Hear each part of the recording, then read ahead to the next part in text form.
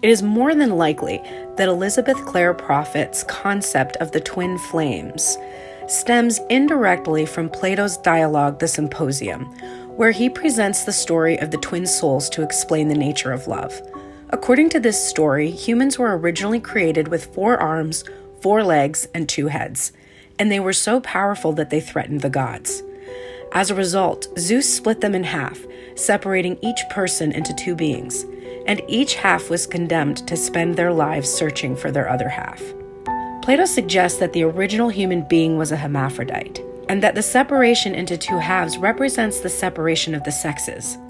The story of the twin souls implies that humans are incomplete without their other half, and that the ultimate goal of love is to find one's missing half and become whole again. Plato also suggests that some people's other half is of the opposite gender, while others may share the same gender. This idea of same-sex love was radical in ancient Greece, and Plato's story of the twin souls was a way of justifying and celebrating it. His story of the twin souls, like many of his other myths, was not intended to be understood as a historical or literal account. Instead, Plato used myths as allegorical tools to convey deeper philosophical and metaphysical ideas. In the case of the twin souls, Plato employed the myth to explore the nature of love and human relationships.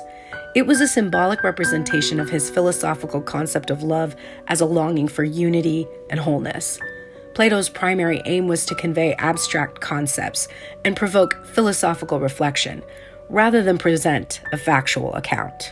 It is important to note that Plato used myths in his dialogues to illustrate his philosophical arguments and stimulate thought, and he often employed multiple layers of meaning.